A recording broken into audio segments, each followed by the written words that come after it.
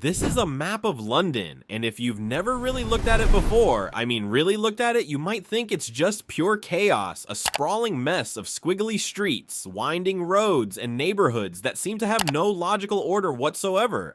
Just compare it to somewhere like New York City or Barcelona, where you have these nice neat grid patterns where everything makes sense, and you can actually figure out where you're going without wanting to throw your phone into the Thames. But here's the thing, and this is what makes London so fascinating, that apparent chaos is actually one of the most sophisticated examples of urban design in human history. It's just not obvious. At first glance, you see London wasn't designed in the traditional sense, it evolved, and that evolution spanning almost 2,000 years has created a city that somehow just works, despite looking like someone spilled spaghetti on a map and said, yeah, that'll do for roads. Now I know that sounds contradictory. How can something be well designed if it wasn't really designed at all? Well, that's exactly what we're going to explore in this video, and trust me, by the end of it, you'll never look at London the same way again. Let's start by zooming out a bit. If you look at this map here, you'll notice that London isn't just one thing. It's basically a collection of villages that grew together over centuries. And that's not just some poetic description, it's literally how the city formed places like Chelsea Hampstead, Brixton, and Greenwich. They were all separate villages at one point, with their own centers, their own high streets, and their own identities. And even today, you can feel this when you walk through London.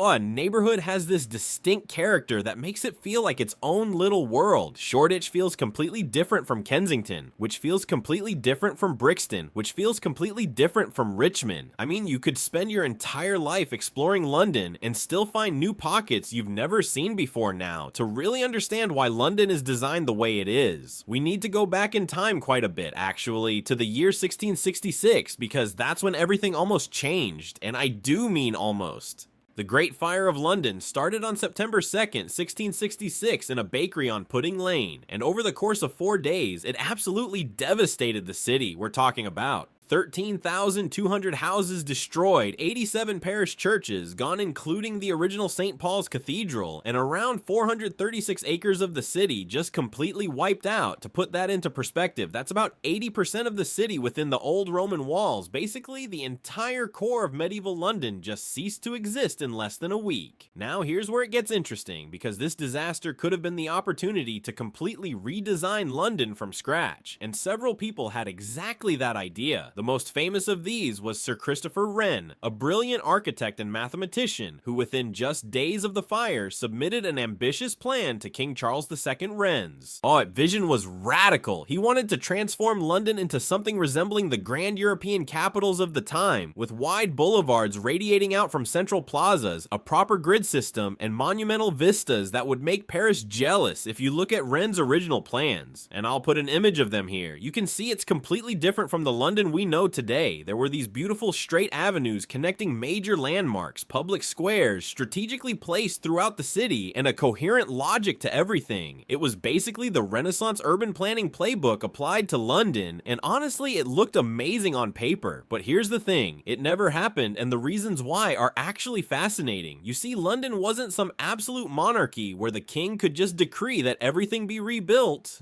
According to one man's vision, the city was a mess of overlapping property rights landlords who wanted to rebuild on their exact original plots, merchants who couldn't wait years for some grand plan to be implemented, and a legal system that frankly wasn't equipped to handle mass land seizure for urban planning purposes. There was also the matter of money, or rather the lack of it. England had just been through a civil war. The monarchy had only been restored 6 years earlier, and there simply wasn't the wealth or political will to fund such an ambitious reconstruction. And perhaps most importantly, people needed to get back to work. Remember, this was a commercial city, the heart of England's growing empire, and every day without functioning businesses was a day of lost trade. So what happened instead is actually quite remarkable. The city was rebuilt, but on the old medieval street plan, the streets were widened a bit. Building materials were improved. You now had to use brick and stone instead of wood, which made future fires less catastrophic, and building regulations were introduced for the first time. But the fundamental layout, that organic tangle of streets that had developed over centuries, it stayed largely intact. Now, you might think this was a failure, but I'd argue it was actually London's first great act of accidental genius by preserving preserving the old street patterns, London maintained its character, its neighborhood identities, and its human scale. Yes, it meant the city would never have those grand Parisian boulevards, but it also meant London kept something that many planned cities lack, which is soul, the one thing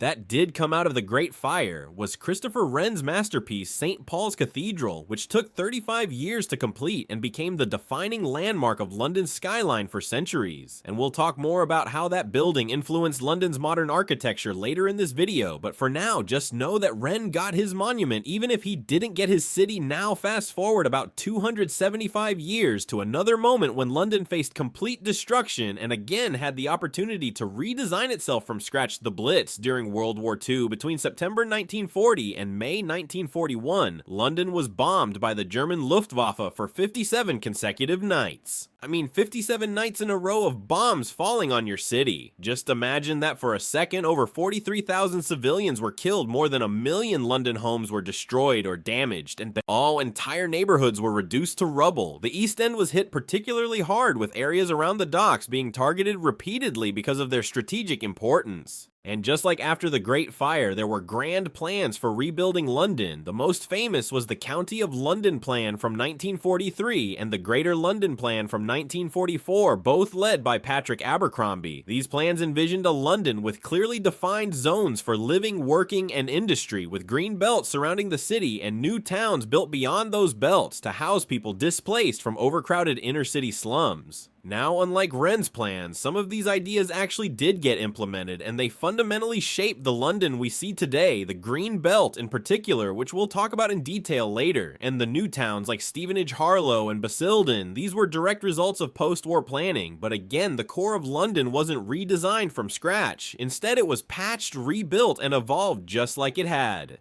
Done after the Great Fire, and this is the pattern you see throughout London's history. It's not a city that was designed once and built according to that design. It's a city that has been continuously adapted, improvised, and evolved each generation, adding its layer while respecting or at least not completely destroying what came before. And that evolutionary approach is actually one of London's greatest strengths, because it means the city has this incredible depth, this layering of history that you can literally see walking down any street. Take for instance a street like Fleet Street. You've got Roman foundations beneath your feet, medieval property boundaries, still defining the plot sizes, 17th century churches sitting next to 19th century bank buildings, which sit next to 20th century office blocks, which sit next to 21st century glass towers. And somehow it all works together, not because someone planned it that way, but because each piece was added with some awareness of what came before. Now, if you look at this satellite image of London, something should immediately jump out at you. The city doesn't just sprawl endlessly in every direction, like many major cities do. Instead, there's this distinct boundary where the urban area meets green countryside, and that boundary, my friends, is the Green Belt, and it might be the single most important piece of urban planning in London's history. The Metropolitan Green Belt, as it's officially called, is a ring of protected land surrounding London, where development is severely restricted. And when I say severely restricted, I mean it. We're talking about 516,000 hectares of land. That's roughly 5,160 square kilometers of countryside that forms a buffer around the city. To put that in perspective, the Greenbelt is about 3 times the size of Greater London itself. It's absolutely massive. Now, the idea of a green belt around London actually goes back quite a ways. The concept was first proposed in the 1890s, but it really gained momentum after World War II as part of those Abercrombie plans I mentioned earlier. The Greenbelt as we know it today was formally established by the Greenbelt London and Home Counties Act of 1938 and then really enforced through planning policy from the 1950s onwards. But why was it created in the first place? Well, there were several reasons, and they're all fascinating. First, there was the issue of urban sprawl. During the late 19th and early 20th centuries, London was expanding rapidly. The population had grown from about 1 million in 1800 to over 8 million by 1939, and the city was just eating up the surrounding countryside at an alarming rate. Villages that had been separate from London for centuries were being absorbed. New suburbs were springing up everywhere, and there was genuine concern that eventually London would just merge with other cities, creating one continuous urban mass stretching across the entire southeast of England. The Greenbelt was designed to stop that, to create a permanent boundary that would contain London's growth and forced development, to either go upward through higher density building or leapfrog over the Greenbelt to designated new towns beyond beyond it, and it worked incredibly well. London's urban footprint has remained remarkably stable since the 1950s, even as the population has grown and economic activity has increased.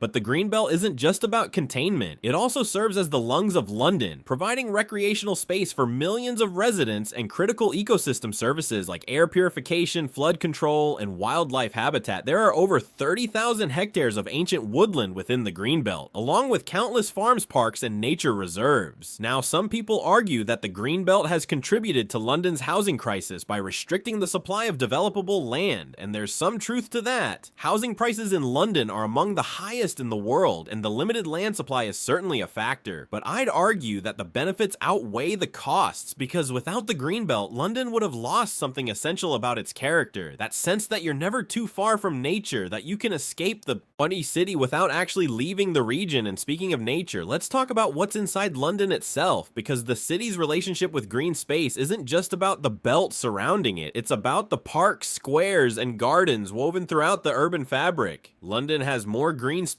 than any other major city of comparable size. We're talking about 47% of the city being classified as green space. That's nearly half of London, covered in parks, gardens, and other green areas. There are over 3,000 parks in the city, ranging from tiny pocket gardens to massive royal parks. And together they cover about 35,000 acres. The royal parks alone are incredible. Take Hyde Park, for instance, at 350 acres. It's one of the largest urban parks in the world, and it's been a public space since 1637. That's almost 400 years of Londoners walking, on jogging, picnicking, and protesting in the same green space. Speaker's Corner, the famous spot where anyone can get up and speak about anything, has been operating since 1866, making it one of the oldest venues for free speech in the world. Then there's Regent's Park, 395 acres of beautifully landscaped gardens, originally designed by John Nash in the early 19th century as part of a grand urban development scheme. It contains London Zoo, which opened in 1828 and was the world's first scientific zoo, along with open-air theaters, sports facilities, and some of the most expensive real estate in the world surrounding it. Richmond Park is even bigger at 2,500 acres, making it the largest of the royal parks and the largest enclosed urban park in Europe. It's home to over 600 free-roaming deer and has been a deer park since 1637, when Charles I brought his court here to escape the plague in London. You can literally watch wild deer grazing while looking at the London skyline in the distance. It's surreal, but it's not just the big famous parks that make London's green space work. It's the way green space is distributed throughout the city. Almost every neighborhood has its own local park or garden square. Those garden squares you see throughout central London, especially in areas like Bloomsbury and Kensington. They're remnants of 17th and 18th century urban development. When building speculative housing developments centered on private gardens was fashionable, many of these squares have since been opened to the public, and they provide crucial breathing room in otherwise dense neighborhoods. The Victoria Park in East London opened in 1845, was the first public park created specifically for use by ordinary citizens rather than the wealthy. It was called the People's Park, and it set a precedent that influenced park creation worldwide. Finsbury Park, Alexandra Park, Battersea Park, and dozens of others followed in the late 19th century as urban reformers recognized that access to green space was essential for public health. And speaking of public health, there's actual research showing the benefits of London's green space distribution. A study found that living near green space in London is associated with a 4% reduction in mortality. That might not sound like much, but across a city of nearly 10 million.